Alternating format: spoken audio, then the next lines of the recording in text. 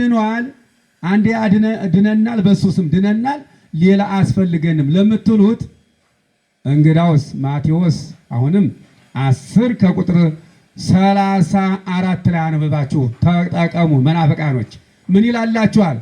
እይምሰልክሙ ዘአምጻእኩ ሰላመ ለብሔር ዳይሙ መጥባይተ ይልላችኋል። እኔ ሰላምን ብቻ አላመጣሁም ሰይፍን እንጂ ነው። እንግዳ ሰይፍን ነው ያመጣው ክርስቶስ። ሰላምን ብቻ አይደለም ሰይፍ ጭምር አምጥቷል። ሴት ልጅን ከእናቷ ወንድ ልጅ ከአባቱ ልለይ መራትን ከአማቷ ልለይ መጥቻለሁ ነው ያለው። እንግዲህ አዚያ ዝቅ ብለህ መስቀሌን ተሸክሞ ያልተከተለኝ ለኔ ደቀ መዝሙር አይሆን። ስለዚህ እንጾማለን ማለት ነው። 40 ቀን ጾማል፣ እኛም 40 ቀን ጾማለን። ይህንንም ሁሉ የምትቃወሙ እነሆ ወደ አምላኩ ስለበዛችሁ እናንተ የተሰባሰባችሁበትን ምክንያት አውቀዋለሁ። ምን አይታችሁ እንደሆነ ይታያል።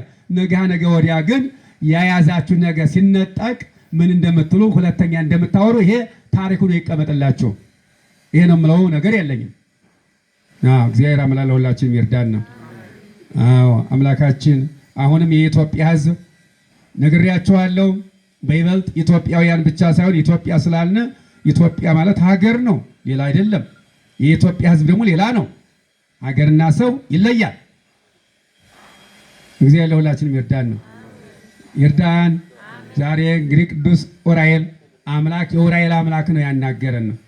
ምንም በሉት እኔ እንጨቱን ሰማዩን እያየው ሰማይና ምድር እግዚአብሔርን ያውቁታል ብዬ ነው። እናንተ ከሰው ይልቅ ሰማያት ምድር በተሰጣቸው ጸንተው ኑሮ ይታያል።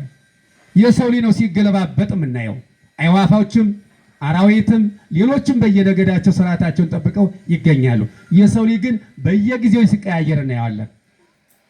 ስለዚህ ከሁሉ መለየት የሰው ልጅ ሰብሰን ዘክብሩቱ እያይመረ ወኮነ ከመ እንስሳ ይላል። ሰው በተፈጥሮ ክቡር ቢሆንም መልሶ እንደ እንስሳት ሆኗል። እግዚአብሔር አምላክ ይርዳን፣ አምላካችን ይርዳን። እንግዲህ ከዚህ በመቀጠል እጨርሳለሁ። ለሰማችሁት መድኃኒት ይሆናችሁ፣ ለሰማችሁት መድኃኒት ይሆናችሁ።